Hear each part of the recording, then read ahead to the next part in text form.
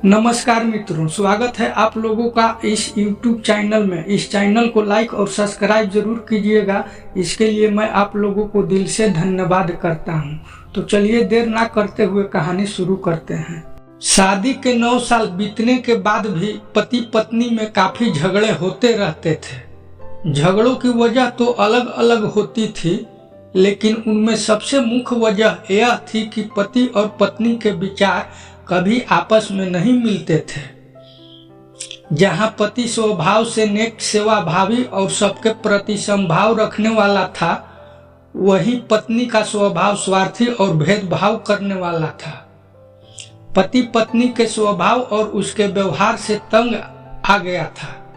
वह हमेशा कोशिश करता रहता कि पत्नी का आचरण और स्वभाव में किसी तरह बदलाव आए।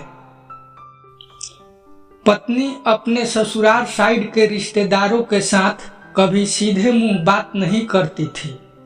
कई लोग उसके खराब व्यवहार के कारण नाराज हो जाते थे, लेकिन पत्नी उसकी भी परवाह नहीं करती। पति को इस बात से काफी दुख होता था कि उसकी पत्नी उससे इतनी विपरीत क्यों है। परेशान हो चुके पति ने अब खुद ही परिस्थिति को सुधारने का मन बनाया और एक प्लान बनाया। अगले दिन पति ने पत्नी से कहा, सुनो कम्मो, मैं सोच रहा था कि मम्मी पापा, भाई बहन और उनके बच्चों को घर पर इनवाइट कर लेता हूँ। काफी समय हो गया उनसे मिले हुए। इसी बहाने उनसे मिल भी लेंगे और उनके साथ थोड़ा समय बिताने के लिए भी मिल जाएगा। तुम क्या कहती हो? पत्नी के चेहरे से साफ दिख रहा था कि इसे ये आइडिया पसंद नहीं आया, लेकिन उसने पति का मन रखने के लिए बेमन से कह दिया। पति खुश हो गया और पत्नी को अगले दिन अच्छा खाना बनाने के लिए बोलकर सभी को फोन करके बड़े प्यार से अपने घर आने के लिए न्योता देने लगा। जब पति फोन पर बिजी था तो पत्नी सोच रही थी, ये आदमी भी न अपने फालतू के कामों से बाज नहीं आएगा। क्या जरूरत है सबको घर पर बुलाने की? सब मेरे घर आएंगे और राजाओं की तरह ऑर्डर करेंगे और मैं दासी की तरह उनकी सेवा करूंगी। नहीं नहीं, मैं ऐसा नहीं होने दूंगी। अच्छा खाना तो क्या, मैं इन्हें सादा खाना भी नसीब नहीं होने दूंगी। देखती हूँ कितनी देर टिकते हैं ये लोग मेरे घर। अगले दिन सुबह पति काफी खुश था। जब सिर्फ 2 ही घंटे बचे थे सभी मेहमान को आने के लिए, पति ने अपनी पत्नी से पूछा, अच्छा बताओ तो सही, आज सबको खाने में क्या स्पेशल खिलाने वाली हो? पत्नी मुंह बनाते हुए बोली, स्पेशल खाना क्यों? तुम्हारे माँ बाप, भाई बहन कोई मेहमान थोड़े ही हैं। उनके लिए कोई स्पेशल खाना नहीं बनाया है मैंने। वह भी वही खाएंगे जो हम खाते हैं। आज घर में सिर्फ दाल चावल बना है, क्योंकि और कुछ बनाने के लिए सामान नहीं था। पत्नी के बात सुनकर पति गुस्सा हो गया और बोला, तुम कभी नहीं सुधरोगे। अगर घर में सामान नहीं था तो मुझे एक बार बता दिया होता, मैं बाजार से जाकर ले आता, लेकिन कुछ ढंग का तो खाना बना लेती। अब सिर्फ 1 घंटा बचा है और सभी आने वाले हैं। मैं क्या मुंह दिखाऊंगा उनको? तुम ही रहो यहाँ, मैं तो जा रहा हूँ। उनके जाने के बाद ही वापस आऊंगा, कहकर पति घर के बाहर चला गया। पत्नी को तब तक पति के बातों का कुछ फर्क नहीं पड़ा था, जब तक मेहमान घर पर नहीं आ गए।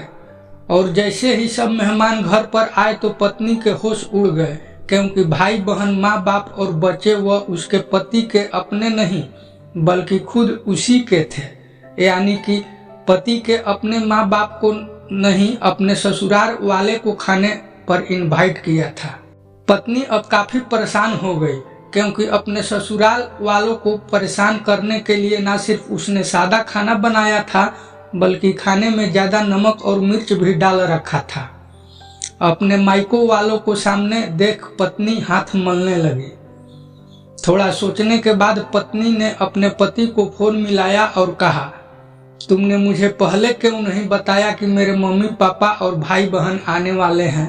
तुम पहले बता देते तो मैं अच्छा खाना उनके लिए बनाती। पति ने कहा, मैंने वही बताया जो मैं मानता हूँ। मैंने कभी तुम्हारे परिवार वालों को पराया नहीं समझा और तुमने कभी मेरे परिवार वालों को अपना नहीं माना। और मैं जानता हूँ कि तुमने यह सोचकर कि मेरे मम्मी पापा और भाई बहन आने वाले हैं जानबूझकर घटिया खाना बनाया। अब तुमने जो किया है उसे खुद ही भुगतो।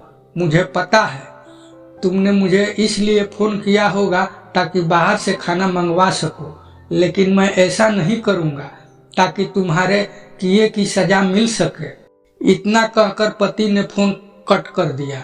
ना चाहते हुए भी पत्नी को अपने मायके वालों को वही खाना खिलाना पड़ा। उसके रिश्तेदार ज्यादा मिर्च और नमक वाला खाना भी ऐसा सोचकर खा गए कि बेटी से गलती हो गई होगी, लेकिन बाद में जब दामाद ने सारी बात उन्हें बताई तब उन्हें बहुत शर्मिंदगी हुई और अभी उसके बुरा बर्ताव के लिए उसे डांट कर उससे नाराज होकर चले गए। दोस्तों, अच्छे रिश्ते बनाए जाते हैं, प्यार और अच्छे व्यवहार से सिर्फ खून के रिश्ते अच्छे नहीं होते। मित्रों, कहानी यदि अच्छी लगी हो तो हमें कमेंट करके जरूर बताएं। साथ में लाइक, सब्सक्राइब तथा घंटी वाली आइकन को दबाना ना भूलें। मिलते हैं अगले वीडियो में, तब तक के लिए धन्यवाद।